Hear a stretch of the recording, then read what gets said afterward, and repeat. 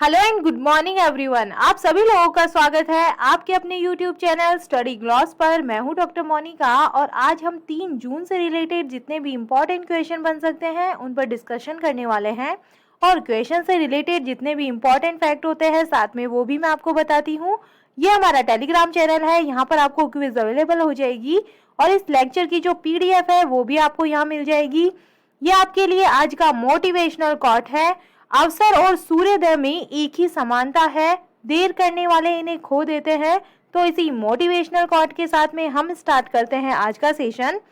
First question है, who has become the new director general of national informatics centre? राष्ट्रीय सूचना विज्ञान केंद्र के नए महानिदेशक कौन बन गए हैं? तो इसका करेक्ट आंसर है राजेश गेरा बने हैं। ए इसका करेक्ट आंसर होगा। डिटेल से इनके बारे में बात करें तो सीनियर साइंटिस्ट राजेश गेरा को नेशनल इंफॉर्मेशन सेंटर का डायरेक्टर जनरल अपॉइंट किया गया है। गेरा प्रेजेंटली NIC के डेप्यूटी डायरेक्टर जनरल ये है और इलेक्ट्रॉनिक्स और इंफॉर्मेशन टेक्नोलॉजी मिनिस्ट्री के तहत NIC की जो स्थापना है ये 1976 के अंदर की गई थी। और इसका जो एम है स्टेट गवर्नमेंट को टेक्नोलॉजी ड्राइवन सॉल्यूशन प्रोवाइड करवाना, इसका मेन एम है। चलिए टॉप 5 नेशनल अपॉइंटमेंट्स को हम रिवाइज कर लेते हैं। New chief secretary of Karnataka तो ये बनी है Vandita Sharma. New lieutenant governor of Delhi तो ये है Vinay Kumar Saxena. New chairman of aviation company IndiGo तो ये है Venkat Ramani Sumantran. New Indian army who has become vice president तो ये बने हैं BS Raju. Chairman of national commission for scheduled caste तो ये है Vijay Sampla. Second number question है, which has become the world's fastest super computer beating Japan Fugaku super computer? Japan के Fugaku super computer को पछाड़कर दुनिया का सबसे तेज सुपर कंप्यूटर कौन सा बन गया है? तो ये बन गया है फ्रंटियर जो USA का है। सी इसका करेक्ट आंसर है। सुपर कंप्यूटर क्या होता है? सुपर कंप्यूटर एक ऐसा कंप्यूटर होता है जिसकी जो वर्किंग कैपेसिटी होती है बहुत ही हाई रहती है। मतलब जो आम कंप्यूटर होता है इसके कंपैरिजन में इसकी जो वर्किंग कैपेसिटी है बहुत तेज होती है। तो ये जो जापान का जो फुकाकू सुपर कंप्यूटर है इसको पछाड़कर जो फ्रंटियर USA का जो सुपर कंप्यूटर है ये सबसे तेज सुपर कंप्यूटर बन गया है। डिटेल से बात करें, अमेरिका के रिकेन इंस्टीट्यूट और फुजित्सु द्वारा develop frontier super computer Japan के फुकाकू सुपर कंप्यूटर को पछाड़कर वर्ल्ड्स फास्टेस्ट सुपर कंप्यूटर ये बन गया है। और इस सुपर कंप्यूटर से प्रति सेकंड क्विंटिलियन कैलकुलेशन की जा सकती है। साथ ही ये पावरफुल कंप्यूटर्स मौसम संबंधी हलचल, आर्टिफिशियल इंटेलिजेंस समेत कई और तरीके के जो काम है ये करने में ये कैपेबल है। अमेरिका की हम बात करें, America is located in the continent of north America. इसकी कैपिटल है वॉशिंगटन DC। यहाँ पे जो करेंसी चलती है ये है US डॉलर। 46 जो प्रेसिडेंट है यहाँ के ये बने हैं जो बाइडन। वाइस प्रेसिडेंट है कमला हैरिस। अमेरिका स्पेस एजेंसी का नाम क्या है? नासा। और इसका जो हेडक्वार्टर है ये वॉशिंगटन DC के अंदर है। थर्ड नंबर क्वेश्चन है, when is the global mother's day 2022 celebrated? वैश्विक मातृ पितृ दिवस 2022 कब मनाया गया है? तो ये मनाया गया है 1 जून को। ए इसका करेक्ट आंसर है। और हर साल जून को जो ग्लोबली ये global mother's and father's day के रूप में ये मनाया जाता है।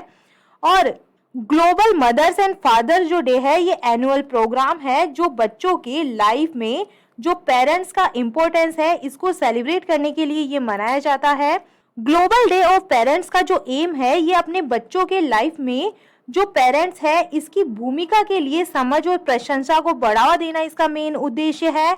और इसके एम की हम बात करें तो क्वालिटी पेरेंटिंग और जो फैमिली लाइफ के इम्पोर्टेंस के बारे में अवेयरनेस बढ़ाना भी इसका एम है। तो ये जो मनाया जाता है ये 1 जून को ये डे सेलिब्रेट किया जाता है। और global mother and father's day जो डे है इसकी जो थीम रखी गई है ये है इस बार फैमिली अवेयरनेस, इंटरनेशनल अवेयरनेस इस बार की थीम रखी गई है। अपने और अपने परिवार के भावनात्मक और शारीरिक कल्याण के प्रति सचेत रहना महत्वपूर्ण हो सकता है, ये इस बार की थीम रखी गई है। चलिए टॉप 5 डेज को हम रिवाइज करें। World telecommunication day and information society day हमने 17 मई को सेलिब्रेट किया है। इंटरनेशनल फैमिलीज डे हमने 15 मई को सेलिब्रेट किया है। वर्ल्ड माइग्रेटरी बर्ड डे हमने 14 मई को सेलिब्रेट किया है। इंटरनेशनल नर्सेज डे हमने 12 मई को सेलिब्रेट किया है। नेशनल डेंगू डे हमने 16 मई को सेलिब्रेट किया है। 4 नंबर क्वेश्चन है, which state will host the national education minister conference held in the year 2022?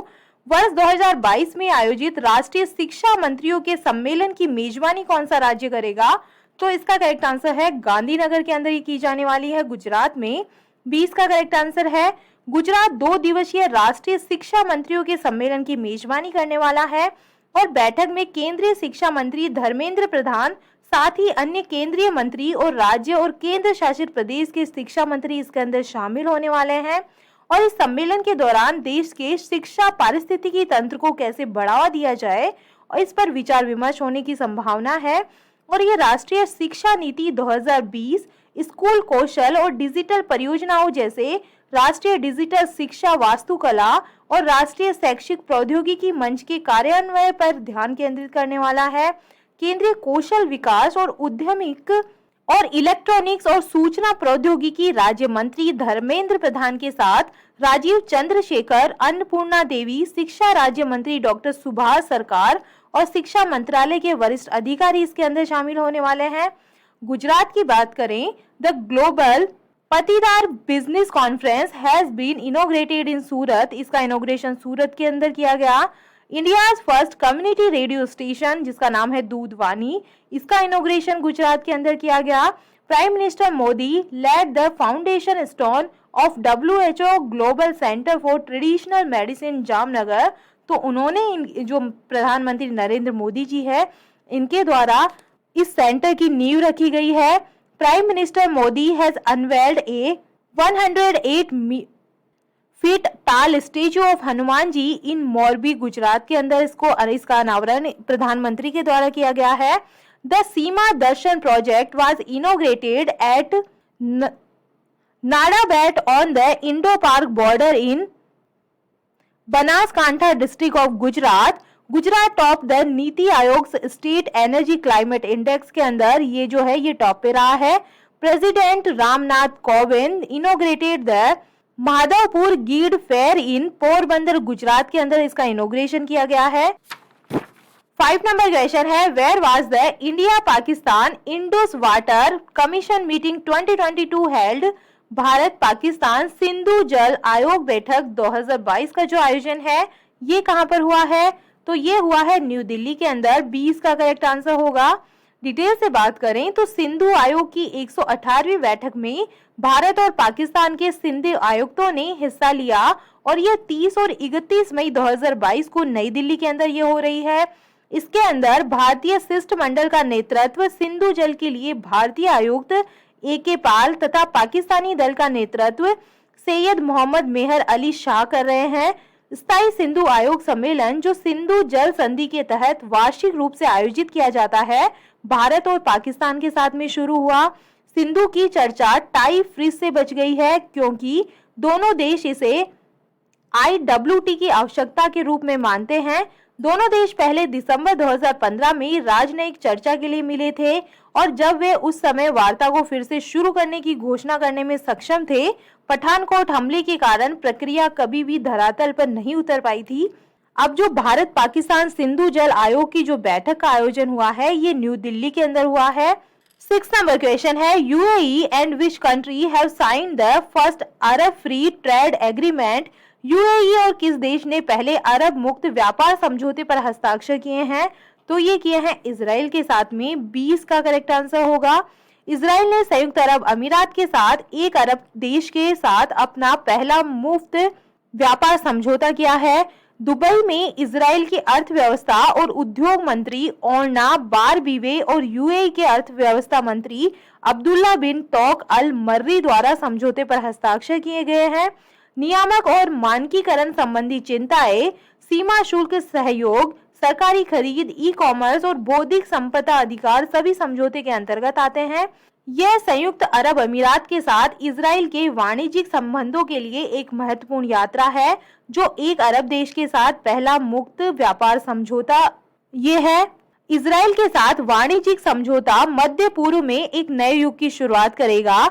यह समझौता आर्थिक विकास को बढ़ावा देगा और इस धारणा को सुदृढ़ करेगा कि एक जटिल वातावरण में दीर्घकालिक टिकाऊ अर्थव्यवस्था के निर्माण का एकमात्र तरीका एक साथ काम करना है।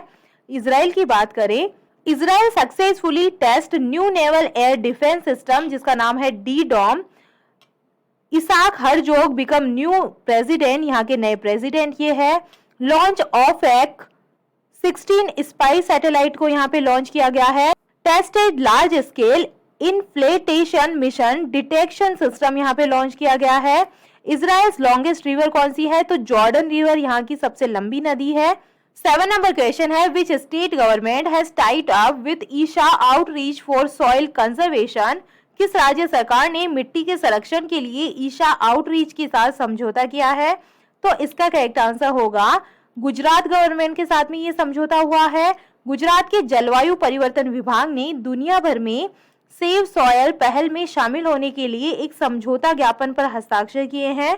ईशा आउटरीच के संस्थापक और आध्यात्मिक नेता सदगुरु और गुजरात के मुख्यमंत्री श्री भूपेंद्र पटेल ने अहमदाबाद में एक समझौता ज्ञापन पर हस्ताक्षर किए हैं और जग्गी सतगुरु दुनिया भर में मृदा पुनर्जनन अभियान के बारे में जागरूकता बढ़ाने के लिए 100 दिवसीय मोटरसाइकिल यात्रा पर ये निकले हैं। इस विश्वव्यापी मृदा संरक्षण अभियान में शामिल होने वाला गुजरात देश का पहला राज्य ये बन गया है। पृथ्वी पर जीवन के अस्तित्व के लिए अच्छी मिट्टी की आवश्यकता होती है। कृषि फसलों की स्थापना और विकास के लिए मिट्टी में कई जो है सूक्ष्म पोषक तत्व महत्वपूर्ण है। इस संबंध में 2006 और 7 में गुजरात के मुख्यमंत्री के रूप में श्री नरेंद्र मोदी जी के समय के दौरान गुजरात ने राज्य की मिट्टी के स्वास्थ्य और स्थिति की रक्षा के लिए सॉयल हेल्थ कार्ड नामक एक दूरदर्शिता प्रयास शुरू किया था। राज्य में 115 मृदा स्वास्थ्य प्रयोगशाला भी है जो मिट्टी में पोषक तत्वों के स्तर को मापती है। प्रधानमंत्री के निर्देश की बदौलत अब मृदा स्वास्थ्य कार्ड योजना को पूरे देश के अंदर ये लागू कर दिया गया है। 8 नंबर क्वेश्चन है, which honour has been awarded posthumously to group captain Varun Singh of the Indian air force. भारतीय वायुसेना के ग्रुप कैप्टन वरुण सिंह को मरणोपरांत किस सम्मान से सम्मानित किया गया है? तो इनको मिला है शौर्य चक्र। 20 का करेक्ट आंसर है। इनके बारे में हम डिटेल से बात करें तो कैप्टन वरुण सिंह ने 2020 में एक उड़ान के दौरान अपने LCA तेजस लड़ाकू विमान को बचाने के लिए शौर्य चक्र से इन्हें सम्मानित किया गया है और ये पुरस्कार उनकी पत्नी गीतांजलि सिंह और मां उमा सिंह ने ग्रहण किया है। ग्रुप कैप्टन वरुण सिंह ने 8 दिसंबर 2021 को हेलीकॉप्टर दुर्घटना के दौरान अपनी जान गंवा दी थी, जिसमें CDS जनरल बिपिन रावत और 13 अन्य लोगों की जान चली गई थी। राष्ट्रपति रामनाथ कोविंद ने राष्ट्रपति भवन में रक्षा अलंकरण समारोह 2022 में सेना और सुरक्षा बलों के शहीदों को रक्षा अलंकरण प्रदान किए। समारोह में राष्ट्रपति ने परम विशिष्ट सेवा पदक, अति विशिष्ट सेवा पदक, शौर्य चक्र भी प्रदान किए। 9 नंबर क्वेश्चन है, who has won the 12th hockey India junior man national championship. 12वीं हॉकी इंडिया जूनियर पुरुष राष्ट्रीय चैंपियनशिप किसने जीती है? तो ये जीती है उत्तर प्रदेश के द्वारा। 30 का करेक्ट आंसर है। उत्तर प्रदेश हॉकी ने तमिलनाडु के कोविलपट्टी में खेले गए 12वीं हॉकी इंडिया जूनियर पुरुष राष्ट्रीय चैंपियनशिप 2022 का जो टाइटल है ये इन्होंने जीत लिया है। खिताबी मुकाबले में उत्तर प्रदेश ने हॉकी चंडीगढ़ को हराकर अपनी ताज का सफलतापूर्वक बचाव किया।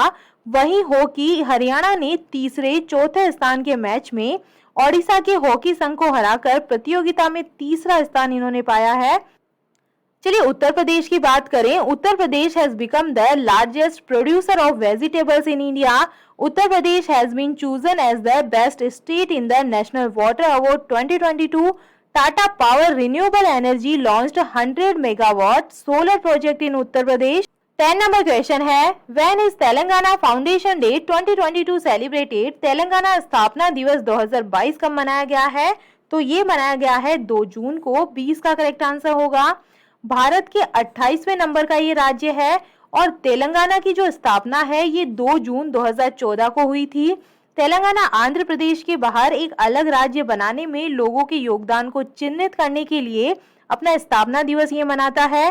तेलंगाना के 30 जिले इस दिन को राष्ट्रीय ध्वज फहराकर सम्मानित करते हैं।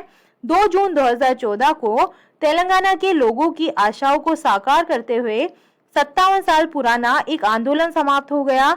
आंदोलन ने न केवल क्षेत्र के लोगों को एक अलग पहचान प्रदान की, बल्कि भारत के नक्शे में भी बदलाव किया, जो अब राज्य की सीमाओं को दर्शाता है।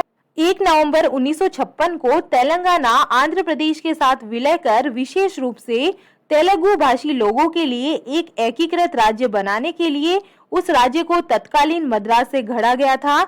1969 में तेलंगाना क्षेत्र ने एक नए राज्य के लिए विरोध देखा और 1972 में एक अलग आंध्र प्रदेश का गठन किया गया।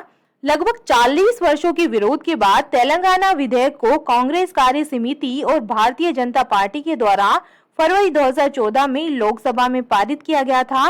विधेयक को 2014 में भारतीय संसद में पेश किया गया और आंध्र प्रदेश पुनर्गठन अधिनियम को उसी वर्ष अपनी मंजूरी मिल गई थी। चलिए top 5 questions related to Telangana state हम रिवाइज करें। Where was India's first 100% women owned industrial park inaugurated? तो इसका इनोग्रेशन किया गया है हैदराबाद तेलंगाना के अंदर। According to the report released by MOSPI, which state has topped in term of per capita net steel product at current price in the year 2022? तो ये भी तेलंगाना रहा है। The government of India has allocated an amount of how many crore rupees for the Medaram Jatara festival 2022 of Telangana state? तो ये allot किए गए हैं 2.26 crore. Which state has topped the list of most open defecation free village? तो ये भी तेलंगाना बना है। Where the 216 feet statue of Ramanujacharya, जिसे बोलते हैं statue of equality, has been unveiled by prime minister Narendra Modi? तो इसका अनावरण नरेंद्र मोदी जी के द्वारा किया गया है और ये भी हैदराबाद के अंदर सिचुएटेड है। चलिए कल के जो एमसीक्यू है उन्हें हम रिवाइज कर लेते हैं। फर्स्ट क्वेश्चन है, formula 1 race Monaco grand prix 2022 का जो टाइटल है ये किसने जीता है? तो इसका करेक्ट आंसर होगा ये सर्जियो पेरेज के द्वारा जीता गया है। डी इसका करेक्ट आंसर है। ये रेडबुल के ड्राइवर है और मैक्सिको के रहने वाले हैं। सेकंड नंबर क्वेश्चन है, आयु नामक ऐप को किसने लॉन्च किया है? तो इसका करेक्ट आंसर है ये जो ऐप है ये कर्नाटक के जो मुख्यमंत्री है बसवराज बोम्मई, इनके द्वारा लॉन्च किया गया है। ए इसका करेक्ट आंसर होगा। थर्ड नंबर क्वेश्चन है, वर्ल्ड नो टोबैको डे कब सेलिब्रेट किया गया है? तो ये मनाया जाता है ये 31 मई को ये सेलिब्रेट किया गया है। 20 का करेक्ट आंसर है। फोर्थ नंबर क्वेश्चन है, 17वें मुंबई अंतरराष्ट्रीय फिल्म महोत्सव में किसे कंट्री ऑफ फोकस चुना गया है? तो ये चुना गया है बांग्लादेश को। सी इसका करेक्ट आंसर होगा। 5 नंबर क्वेश्चन है, भारत और बांग्लादेश के बीच सीमा समन्वय सम्मेलन 2022 कहाँ पे शुरू हुआ है? तो इसका करेक्ट आंसर है ये सिलहट बांग्लादेश के अंदर शुरू हुआ है। ई इसका करेक्ट आंसर होगा। 6 नंबर क्वेश्चन है, किसे यूनिसेफ द्वारा प्रतिरक्षण चैंपियन पुरस्कार मिला है? तो ये जो पुरस्कार है ये दिया गया है आरजे उमर निसार को। 20 का करेक्ट आंसर होगा। 7 नंबर क्वेश्चन है, किसने बीमा रत्न नामक एक बचत बीमा योजना शुरू की है? तो ये LIC के द्वारा स्टार्ट की गई है। ए इसका करेक्ट आंसर है। 8 नंबर क्वेश्चन है, किसे doctor V Shantaram life time achievement award से सम्मानित किया गया है? तो ये जो अवार्ड है संजीत नार्वेकर को दिया गया है। 20 का करेक्ट आंसर है। 9 नंबर क्वेश्चन है, NARCL ने किसे अपना CEO अपॉइंट किया है? तो इसका करेक्ट आंसर है नटराजन सुंदर को किया गया है। 20 का करेक्ट आंसर होगा। 10 नंबर क्वेश्चन है, टाटा मोटर्स ने कहां के फोर्ड इंडिया प्लांट को खरीदने के लिए समझौता किया है? तो इसका करेक्ट आंसर होगा गुजरात। इसका करेक्ट आंसर है। डी इसका करेक्ट आंसर होगा। और ये था कल का स्टडी ग्लॉस क्वेश्चन। प्रधानमंत्री नरेंद्र मोदी जी के नए निजी सचिव कौन बने हैं? तो इसका करेक्ट आंसर होगा विवेक कुमार बने हैं। 20 का करेक्ट आंसर है। और ये है आप लोगों के लिए आज का स्टडी ग्लॉस क्वेश्चन। किस राज्य सरकार ने महिला नागरिकों को बेहतर शिक्षा और स्वास्थ्य प्रदान करने के लिए लाडली लक्ष्मी योजना 2.0 को स्टार्ट किया है? तो इसका आंसर आप मुझे कमेंट सेक्शन में दीजिएगा। यह हमारा टेलीग्राम चैनल है, यहाँ पर आपको क्विज अवेलेबल हो जाएगी। वहां जाकर आप ज्यादा से ज्यादा क्वेश्चंस की प्रैक्टिस कर सकते हैं। आई होप आपको ये सेशन पसंद आ रहा होगा। अगर पसंद आ रहा है तो आप इसे लाइक कीजिए, अपने दोस्तों के साथ में शेयर कीजिएगा। तो चलिए मिलते हैं हम एक नए सेशन के साथ में। Thank you.